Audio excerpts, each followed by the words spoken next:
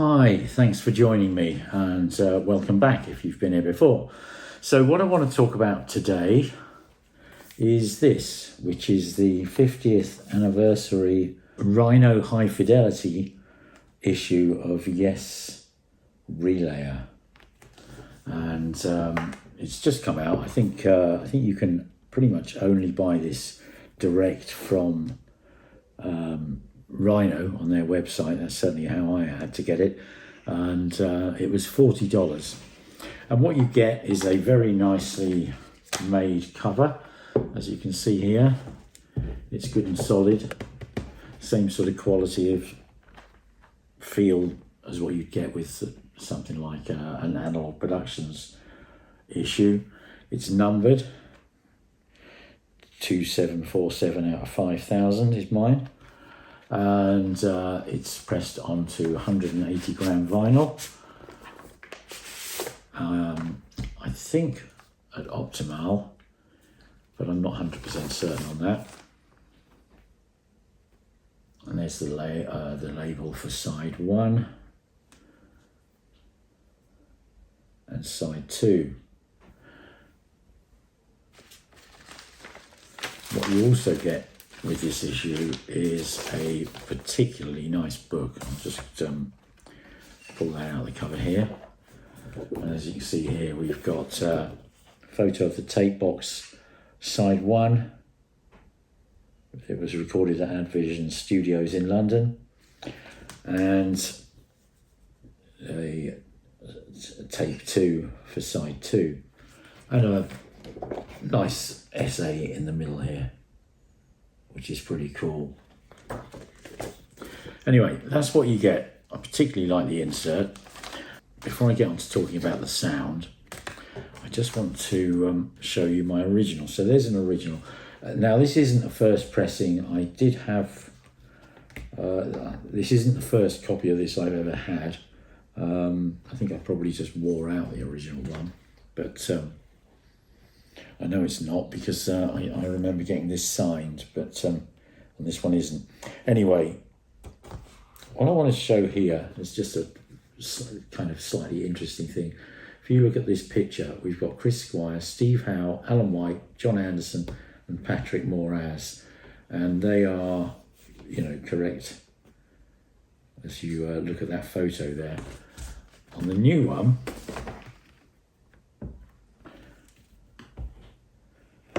you see we got a sort of sepia image photo here and a more bluey grey kind of inner colour, which I'll get onto the comments about the colours on the outside as well. But here, from left to right, we've got Chris Squire, Steve Howe, John Anderson, as it is, that's Alan White, that's John Anderson, and then Patrick Moraz. So you've kind of got the names for John Anderson and Alan White swapped around, if we're assuming that they're supposed to relate to where they are in the picture.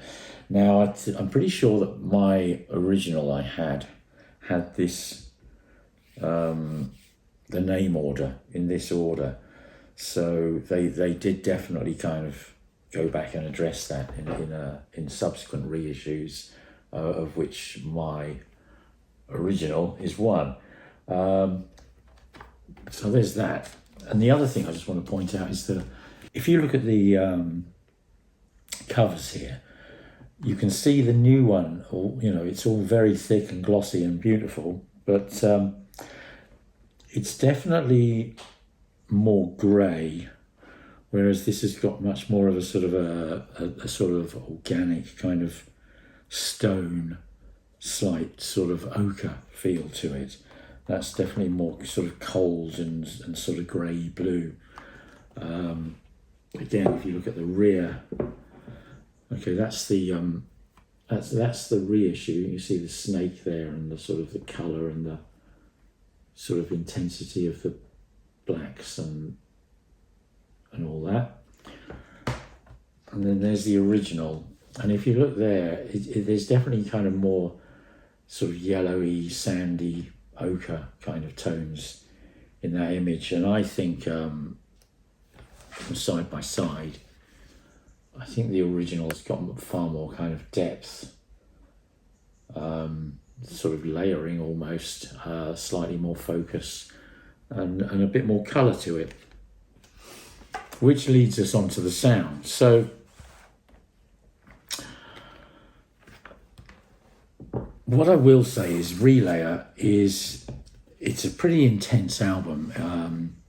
It was the only one done with Patrick Moraz. So we had Tony Kaye for the first 3 albums, very much a sort of a rock organist kind of keyboard player. Then they brought in Rick Wakeman, who was sort of classical rock, real virtuoso. And Rick was there for, in terms of studio albums, Fragile, Close to the Edge, and Tales from Topographic Oceans, which, famously he thought was a meandering pile of rubbish and left thereafter. And that's at that point that they got Patrick Moraz in, who's sort of got a slightly more jazz fusiony kind of feel to his playing, I would suggest. If you go on to YouTube and you look at any kind of footage of this sort of era with Patrick Moraz in, I think what Patrick didn't do well is play their old back catalogue stuff. It's quite almost embarrassing, I think. But this is music written with him, kind of for him in the band. And it's a lot heavier, it's a lot darker, it's almost sort of demonic, it's sort of warlike, but intense and powerful. But as I mentioned earlier, it's quite a sort of messy mix, and the bass and the drums are actually kind of quite low in the mix, and also John's vocal is quite low in the mix. What really kind of sears out at you is Steve's guitars, and he plays a lot of steel guitar on this, and Patrick Moraz keyboards. And they're really kind of in your face and soaring and searing, and it's over a dense, almost jazz fusion-y kind of sort of background, if you like. Now, the original, to me, there's, that quality, that density, that slightly messiness, if you like, of the mix is obviously apparent in both. But the original, it's sort of the phrases within the music. Stand down and fight, we do consider, reminded of the inner pact between us. And then, after each line, there's sort of a pause as that phrase then goes into the next phrase, whether it's instrumental or vocal. And that's sort of that's more apparent. I think you kind of, you read that, you hear that, you sense that more on the original. And when you've got sort of 21, 22 minute long, dense, kind of slightly abstract compositions, I think that helps you through it a lot. On the reissue, it's true to say everything is a little bit more clean and clearer. So if you struggle with the original, you may prefer the new one, but it just doesn't quite seem to have the sort of the overall dynamic shading of the original. It's all sort of a bit more like you're watching a movie rather than in reality, like you're looking through a letterbox. There isn't the depth and there isn't the layering, even though the individual sounds are kind of more clearly picked out of the background, so to speak. And I mentioned the sort of the guitars and the keyboards really are sort of in the fore of the mix, and the way they soar and sort of sear in this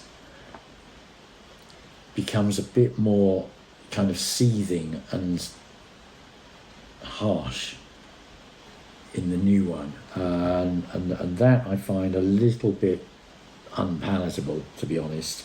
And John's voice is a little bit clearer in the original, but it sounds softer and more natural. Sorry, it's a little bit clearer in the new one, but it sounds it's more natural and soft in the original. So I think it is kind of quite a close call, because there are pros and cons to what is quite a challenging album. Once you get into it, I think it's intensely rewarding. It was certainly in my I think I was probably about 17 or 18 when I first got Relayer. For a year or so, it was probably my favourite Yes album, and Gates of Delirium was probably my favourite Yes track. But it's intensely powerful, and that as you go through the whole album, the changes, as it builds into a crescendo and then goes into a spacious sort of organ notes with maybe steel guitar or something over it, and it's just more. I think there's slightly more colour in the original, and in contrast to the Yes album and the 90125, which I've just done some reviews of. I'll put a link to those up here, which were also done by Kevin Gray from the original tapes, but at 45 RPM, and for Analogue Productions rather than for Rhino. I definitely think he's done a better job with those two. There's no question.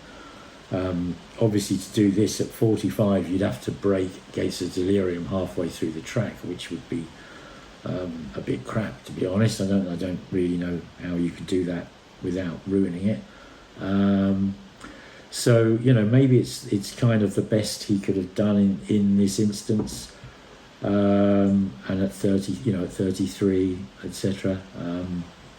It's pressed at optimal rather than at QRP, as is with the Atlantic 75s, but it isn't in the same league. There's no question, as those reissues, which really do eclipse the original. This one, it tidies up the original, but in a similar way to like the Bernie Grumman sort of reissues, remasters of Nirvana's Nevermind. It's tidying up something which was kind of slightly messy in the first place. So it doesn't make it not messy, it just sort of focuses your attention on the mess, if you like, and it's just a little bit flatter. And as such, you're listening to it and you think, I can hear like those, those bass notes or those drum beats a bit more clearly with a little bit more shape, or all the kind of weird sort of keyboardy sort of sounds.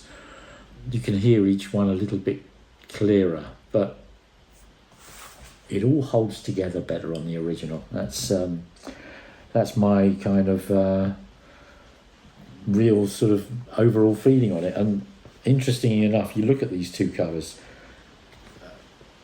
this one is kind of more, I think it looks more like sort of Bath stone, sandstone, sort of greeny ochre-y grey, whereas this one's sort of shiny, more bluey slaty, kind of granity kind of grey. It's kind of harder and colder, and softer and warmer.